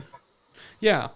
And so Okay. I don't view myself as a documentarian. I like narrative a lot more, but I do documentaries, it's kind of it's always the opposite of way my brain works because I'm always script first with all my things, and you got to get the script and you got to go in and then you shoot the script and it's all planned and you have a whole idea in your head. But documentaries, you have to go and shoot everything and then come up with what the storyline is. Put together the story afterwards. Yeah. And that's so hard for me to like. And every time it's like it's rewiring my head. And I'm working on this other thing now that's I guess what you would call a documentary, and it's. I don't like it, and I need to stop it because I like the final thing, and and I'm proud of it, but like it messes with my head so much that it's not worth it at the end of the day. The effort. And then everyone's like, and then whenever it's finished, it's like, oh, of course it had to be that way. Of course that's what the story is, and even audience members who watch it, you're just like, oh, that's just the story, and you just told it how it was like. And it's like, no, you don't. There's this had to be here because this wasn't mentioned except in this line, and then you like have to think about how it's all told and in what order and when's the surprises and when's and then it's much more difficult than a narrative. Well, just a narrative because you get to build the castle instead of here's pieces and make something out of it. Make some sort of building out of it, and it's like, well, this isn't even. This is a car. This is pieces for a car, and you're supposed to make a building out of it. It doesn't. It's more difficult. I don't know if that analogy worked, but it. But yeah, kind of. But I mean, I get what you're saying. I get what you're saying. But yeah, I would love to get more. Whenever I discovered what you were doing, I think that's so cool what we have going on around here, and the pandemic sort of hurt a lot of this community and stuff, and I want to get more involved in the Tulsa film community, especially in here in Oklahoma. Yeah, the Oklahoma Film Music Office has been plugging so hard for filmmaking here. That's why we got like Minari, we got Killers of the Flower Moon, we got big Hollywood films shooting here in Oklahoma because they're plugging it in. Tulsa is also kind of jumping on that now too, because they just established the Tulsa Film and Arts Tulsa Office of Music, Arts, and Culture. Yeah. So it's a similar concept. And I'll tell you, they'll share your stuff. I don't know if you know that. Like if you kind of get with them and everything, they've shared all my things whenever I'm like, could you share this and everything? And they've been very, very open for doing. Yeah, I've done music videos. I just haven't gotten the effort because I'm in the database, but as a crew. Yeah. trying to get jobs. So do you for that? Do you get contacted by people to do that, or being on the database? Not often. One time I did get contacted to do sound one time, and that was pretty much the only time. But it's just a good place. Like I also think because the database is populating itself steadily, so there's not a lot to look through right now. But I think as there's more people, there's gonna be more people interested in finding crew that way, especially local crew. Like it's not gonna be people that's already in Tulsa looking for people from Tulsa. It's gonna be like people from Hollywood or whatever, somewhere else trying to shoot here in town, and then they're looking for a local crew because it's gonna be much more profitable. Not profitable. It's gonna be much more cheaper for them to hire a local crew and bring their own crew over here. Yeah, no, but I mean a certain thing that like I do enjoy the indie making your own films, like and something along. There's a much more freedom that you have in that, and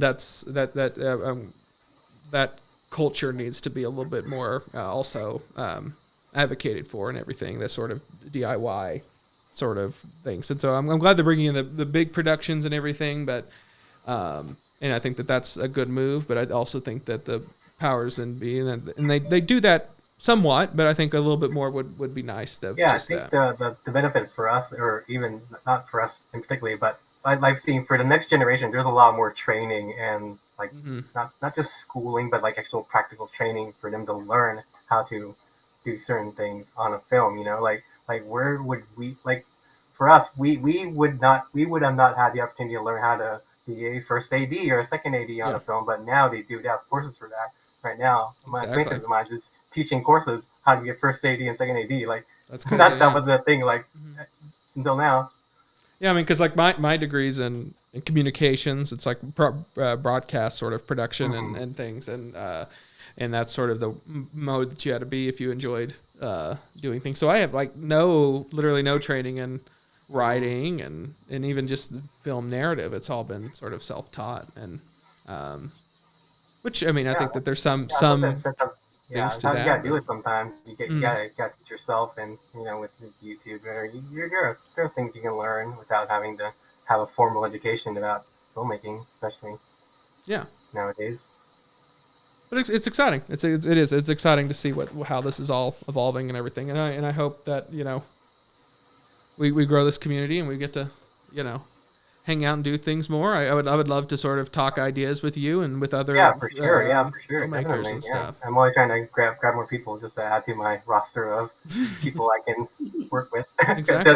It's hard to find crew, especially like talent. You can search on an agency from there and find talent. Like crew, it's like again, like just go back to a database. Like having a database, you can find people, but also if you don't have a budget, like it helps to know people that can help out on crew positions. And for me, it's like I know enough that I can at least teach someone to do a position that they might not know if they're interested. Yeah, and I think there's also a benefit to having like a talent directory, and that's sort of coming up a little bit more and everything. And I know it's somewhat difficult from like you're saying from our perspective. We kind of have to rely on friends or people that we've meet outside there, and I don't particularly like going out and meeting people. It's not my forte. Yep, I know that. I know all about that too. Yeah.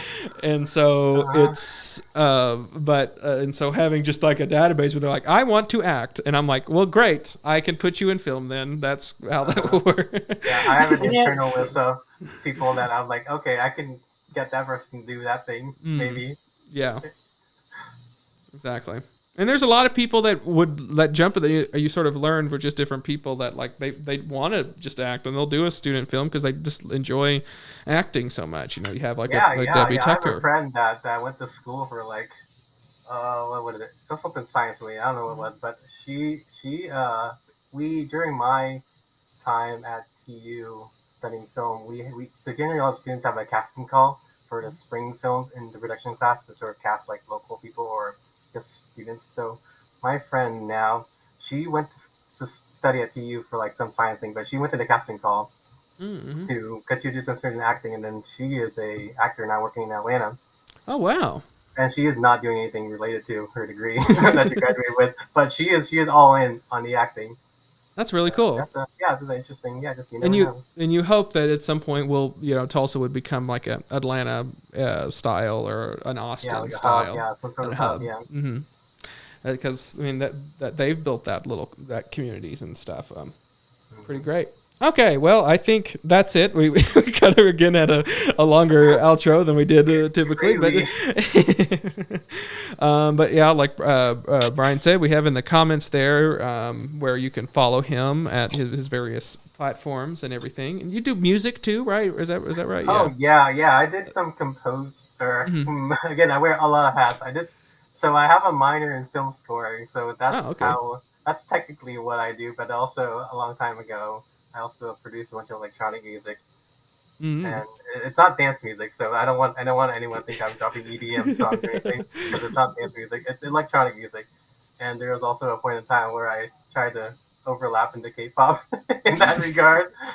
So I thought I was thinking K-pop, but I wasn't. I was just thinking K-electronic. So there's like an album out. There's an album out there called K-Wave. It's like K-electronic. Oh, cool. Filmmakers, music, filmmakers. It kind of goes together. Yeah, I haven't really composed any music in a while, but that's something I still want to get back to, and at least I think I still listen to a lot of music. Like if you know me personally, I make Spotify playlists like on the daily, just playlists, just making playlists about anything. Like I made a playlist about numbers. Just random numbers, just the numbers that appear in songs. In order. So any song title with a number in it, bam. Yeah. So it's like a list of just numbers. Okay, in order. we need this guy on our trivia team. You're downtown anyway, right? If you're working, it'd be okay. We can plug this after we end our thing, so people don't try to jump in and all of our fans swarm us at our trivia. I'm sure that won't happen. Great. I guess thank you, Brian, for joining us again.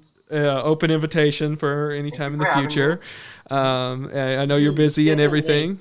But any time that you want to join, you definitely can. And Diane, anything you want to plug before we get going? I think we've used all our time. I think we used all of our time as well. Thank you for not going into an extra bit there. I think our audience also appreciates that. Yeah. Thanks for watching. Next week's movies are what were they? The End of the Tour is the second one, and Mandy, and the End of the Tour. So watch those. Yeah, and join us next week here on Double Feature Movie Club. Everyone, bye. Bye.